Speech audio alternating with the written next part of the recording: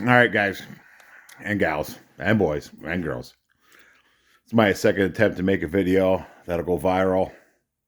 That's not going to go viral. But I want to introduce you to the Super Kia. So, what's so super about it? Quite honestly, nothing. But I do love it. So it gets whatever it wants. It stopped running. Wouldn't start in the middle of the driveway when I actually had another car, a transmission, my neighbor's transmission that I was actually currently doing. So it had to sit outside in the snow for a while until I got that transmission down. We got it pulled in. What we have here is that no spark, no injector pulse, and we didn't have any tachometer readings in the computer. And I actually had a crank sensor code before, so we're replacing the crank sensor in it. I'm pretty sure it is. I'm going to show you why here in a second, why it's the crank sensor. But I went to look for the crank sensor, couldn't find it anywhere. Went on the internet, and that wasn't much help. So I finally found it. It's buried. And where it's buried is basically underneath the coil pack on the front head, down on the bell housing. So the coil pack sits right down on this head right here, and it has 4 bolts. It has 2 on the bottom. These are actually the bottom 2 bolts.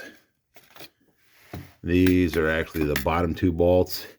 It has 1 on the top, and it has 1 in the front. Okay, so this one's actually in the front of the head. Basically, or the front, actually the front of the valve cover. Basically right down here. Okay.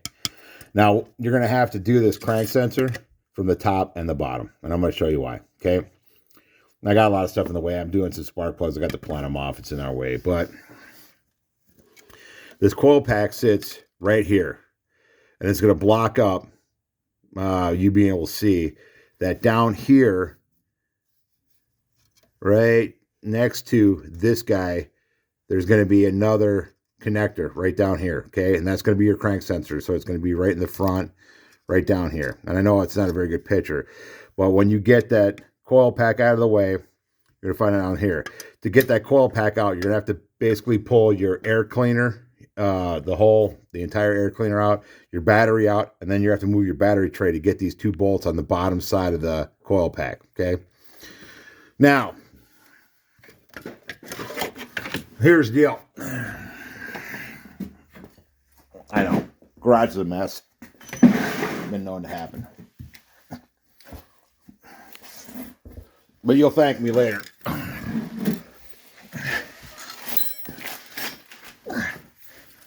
Your crank sensor is right there, okay? So, it's kind of hard to hold the flashlight, get the pointer, and the camera all together at the same time. But I'm doing the best I can. Doing the best I can, Ringo. Now, this wire right here, this is your crank sensor wire. Your crank sensor wire, the crank sensor sits right up here next to the bell housing. Okay? What you're going to notice is that I took the starter out, because that's the best way. If you pull the starter out, you're going to be able to get it out of there.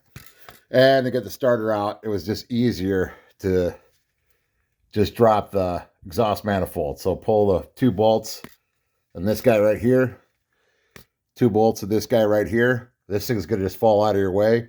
Pull the starter out of it. The crank sensor's right there. Okay. You can't get the wire disconnected from the top or from the bottom. You can't get the crank sensor out from the top. So you're going to have to pull that coil pack from the top, get the wire disconnected, pull the starter from the bottom. It's going to make it a lot easier. It's more work. It's going to make it a lot easier, and you're not going to fit your fat arms in there. At least I can't. Now, here's why I know that this crank sensor is a problem. If we look right here at this crank sensor wire, get some light on it here. What we can see is that the wire is exposed and frayed. So basically, I didn't have good signal because I don't have a good wire. So hopefully that's helpful for you.